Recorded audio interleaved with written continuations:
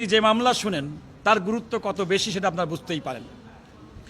আমি আদালতকে বলেছি, মাননীয় বিচারপতি এম খায়রুল হক সাহেব যে রায়টি দিয়েছেন এবং সেই রায়টি দেওয়ার ক্ষেত্রে তিনি তার ব্যক্তিগত কিছু অভিজ্ঞতা উল্লেখ করেছেন। তার মধ্যে একটি অভিজ্ঞতার কথা হচ্ছে, তিনি একদিন জাজেস লাউঞ্জে যখন চা খাচ্ছিলেন তখন বাইরে কিছু আইনজীবী তাদেরকে অবরোধ করেছেন। প্রধান বিচারপতিকে বলেছেন যে আপনি একটু ওদের সঙ্গে কথা বলেন, তিনি কথা বলেননি। উনার তখন মনে হয়েছে এই প্রধান বিচারপতি ভবিষ্যতে হয়তো নির্দলীয় তত্ত্বাবধায়ক সরকার ব্যবস্থার প্রধান হবেন, এই চিন্তা করে উনি বুঝি আইনজীবীদেরকে সরাতে চেষ্টা করেননি। আমি বলেছি, উনার যে সমস্ত মামলার এই রায় দেওয়ার ক্ষেত্রে যে সমস্ত ঘটনার উল্লেখ করেছেন তা সম্পূর্ণভাবে তার ব্যক্তিগত ইচ্ছা এবং ব্যক্তিগত বক্তব্য, সেটা কোনো বিচারিক রায় হতে পারে না। উনি ওনার রায়ে বলেছেন সংসদ অত্যন্ত নিয়মতান্ত্রিকভাবে ত্রয়োদশ সংশোধনী পার্লামেন্টে পাশ করেছেন, কিন্তু নির্দলীয় তত্ত্বাবধায়ক সরকার ব্যবস্থার মাধ্যমে অন্তর্বর্তীকালীন যে সমস্ত ব্যক্তিদেরকে দায়িত্ব প্রদান করা হয় তাদের সঙ্গে জনগণের কোনো সম্পর্ক থাকে না, তারা জনগণের প্রতিনিধি নাই, সুতরাং তাদেরকে বাদ দিয়ে জনগণের প্রতিনিধি দ্বারা নির্দলীয় তত্ত্বাবধায়ক সরকার ব্যবস্থা কিংবা নির্বাচনকালীন সরকার ব্যবস্থা করা যেতে পারে। অথচ তিনি তার রায়ের মধ্যে সবিরোধী হয়ে বলেছেন 42 দিন পর্যন্ত একটা অনির্বাচিত সরকার হতে পারে। তিনি একই সঙ্গে 2008 সালের নির্বাচন, 2007-এর 1/11 পরবর্তী সরকারের কার্যক্রম তিনি এটা কন্ডন করে দিয়েছেন, মার্জনা করে দিয়েছেন। আমি আদালতকে বলেছি যে রাষ্ট্রের 3টি অঙ্গ, একটি হচ্ছে নির্বাহী বিভাগ, একটি হচ্ছে পার্লামেন্ট আইন বিভাগ, একটি হচ্ছে বিচার বিভাগ। রাষ্ট্রের অন্যতম ভিত্তি হচ্ছে 3টি বিভাগ স্বাধীনভাবে কাজ করবে। পার্লামেন্ট তার স্বাধীনভাবে আইন পাশ করবে, প্রশাসন তার প্রশাসনিক কাজ করবে, বিচার বিভাগ তার বিচারিক কার্যক্রম পালন করবে। আমাদের বিচারিক প্রক্রিয়ায় বিচারপতি, আমাদের সুপ্রিম কোর্টের এই ক্ষমতা আছে, পার্লামেন্ট কর্তৃক কোনো সংবিধান যদি কোনো কারণে বেসিক স্ট্রাকচার সংবিধান বিরোধী হয় তাহলে এই আদালত বিচার করে সেই সাংবিধানিক সংশোধনী বাতিল করতে পারে। যেমনটি 8ম সংশোধনীর সময় হুসেন মোহাম্মদ এরশাদের সময় আমাদের সুপ্রিম কোর্টকে যে 8টি বিভাগীয় জায়গায় নিয়ে যাওয়া হয়েছিল সেটি বাতিল করে যে রায়টি হয়েছে, তেমন একটি রায়ের উদাহরণ আমাদের দেশে আছে। যেহেতু আছে, সুতরাং এইরকম রায়কে নির্দলীয় তত্ত্বাবধায়ক সরকার ব্যবস্থার মাধ্যমে আমাদের মানুষের ভোটাধিকার প্রয়োগের যে ক্ষমতা, সেই ক্ষমতাটা বাতিল করা হয়েছে এই রায়ের মাধ্যমে।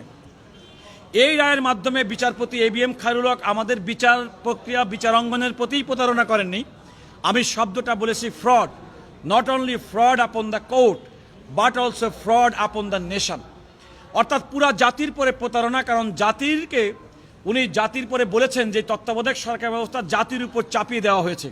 আমি ওনার রায় থেকে পড়ে শুনিয়েছি, জাতিকে গলাধকরণ করানো হয়েছে।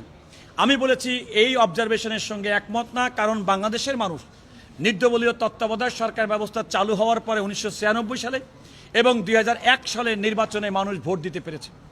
এবং এখনও পর্যন্ত বাংলাদেশে যে বিদ্যমান যে রাজনৈতিক সংকট, তার অন্যতম কারণ হচ্ছে জনগণকে তার ভোটাধিকার থেকে বঞ্চিত করা হয়েছে। আমি আদালতের কাছে সুস্পষ্টভাবে 2008 সালের নির্বাচন, যেটা আমি বলেছি এটা অনিয়মতান্ত্রিক পদ্ধতিতে নির্বাচন হয়েছে।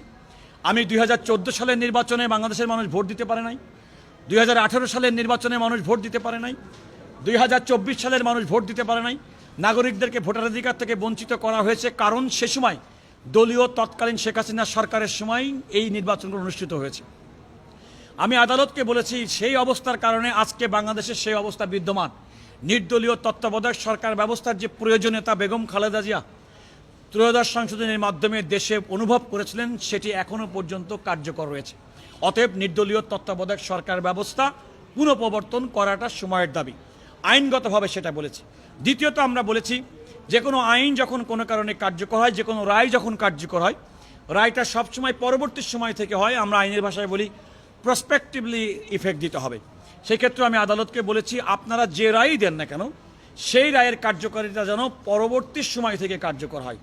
প্রকারান্তরে আমি আদালতকে বলেছি যে বর্তমান অন্তর্বর্তীকালীন সরকার ফেব্রুয়ারি 2026 তারিখে নির্বাচনের যে সিদ্ধান্ত ঘোষণা করেছেন, সেই ক্ষেত্রে এই রায় যেটাই হোক না কেন সেটা কোনো এফেক্ট করবে না, বরং পরবর্তী নির্বাচন থেকে এই নির্দলীয় তত্ত্বাবধায়ক সরকার ব্যবস্থা যদি পুনঃপ্রতিষ্ঠিত হয় আদালতের রায়ের মাধ্যমে, তাহলে সেটা তখন থেকে কার্যকর হবে। আর আপনারা দেখেছেন, বলেছেন যে সংবিধানের যে মৌলিক কাঠামো, দেখেন আমাদের সংবিধানে ধর্মনিরপেক্ষতা কিন্তু কোনো সাংবিধানিক মূল কাঠামোর মধ্যে, মূল নীতির মধ্যে নাই। অথচ তিনি রায়ের মধ্যে বলেছেন যে সংবিধানের ধর্মনিরপেক্ষতা মাধ্যমে বাংলাদেশের জনগণের অধিকার প্রতিষ্ঠিত হয়েছে। প্রকারান্তরে তিনি বাংলাদেশের ভাষাভাষী মানুষের ধর্মের যে স্বাধীনতা, ধর্ম পালনের যে স্বাধীনতা, তার বিরুদ্ধে অবস্থান নিয়েছেন, সেটা আমি আদালতের সামনে দেখিয়েছি। এবং বর্তমানে মানবাধিকার, মানুষের যে মৌলিক অধিকার, ভোটাধিকার, গণতন্ত্রের ক্ষেত্রে মানুষের যে অদম্য আকাঙ্ক্ষা, ওনার রায়টি হচ্ছে তার সম্পূর্ণ বিপরীত। বরং জনগণের আকাঙ্ক্ষার বাইরে গিয়ে তিনি তার ব্যক্তিগত পছন্দ, ব্যক্তিগত মতামতের নামে এই জাতির উপরে একটা রায় চাপিয়ে দিয়েছেন, যেই রায়ের অভিশাপ আজ পর্যন্ত আমরা ভোগ করছি। জি, সকল সারা জাতি ভোগ করতেছে। জি না, আমি আমি আমি কয়েকটা দিক থেকে এই মামলায় আর্গুমেন্ট করেছি এবং আমার মাননীয় প্রধান বিচারপতি বলেছেন যে আগামীকাল এই মামলার শুনানি হবে। আমার বক্তব্য, আমি আশা করি কালকে খুব স্বল্প সময়ের মধ্যে কয়েকটা লিগ্যাল ইস্যু যেগুলো আমার এই মামলার শুনানির সময় মাননীয় বিচারপতিদের কর্তৃক উত্থাপিত হয়েছে, অনেকগুলো প্রশ্নের উত্তর তাৎক্ষণিকভাবে আমি দিয়েছি। আর আমার আর্গুমেন্টের, আমার যুক্তিতর্কের একটা বড় অংশ সেটা রয়েছে, সেটা আমি বলেছি যত দ্রুত সম্ভব আগামীকালের শুনানির শুরুতেই সেটা আমি শেষ করতে পারবো। এরপরেই মাননীয় প্রধান বিচারপতি বলেছেন রাষ্ট্রের পক্ষ থেকে অ্যাটর্নি জেনারেল অফিস তারা হয়তো তাদের বক্তব্য রাখবেন। হয়েছে, তোমার প্রশ্নের উত্তর হয়ে গেছে? না, আমার যা বলার বলা হয়।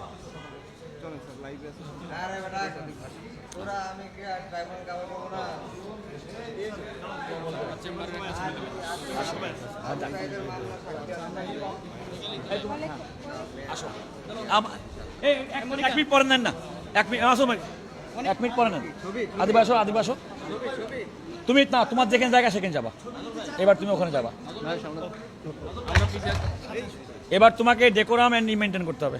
মনিকার পরে যাও, মনিকার পরে যাও, যেটা বলি। না না না, মনিকার পরে যাও, আমি এখানে দাও। ইয়েস, হ্যাঁ, এটা আমার চেম্বারের ছবি তুলে। হ্যাঁ, একটা ছবি। এই মাসুম কই? হ্যাঁ, মাসুম ছবি তোলা আমাদের। এই দেখা যাও, আশিক তুলে দিবে। মামলা পেন্ডিং। থাকুক না এতগুলো ক্যামেরার সামনে। এ আমার মেয়ে কিন্তু। না না, থাক।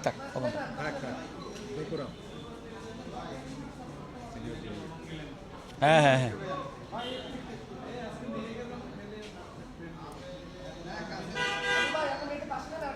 আচ্ছা আসো, আসো সবাই যেহেতু বলছে আসো। Family photo.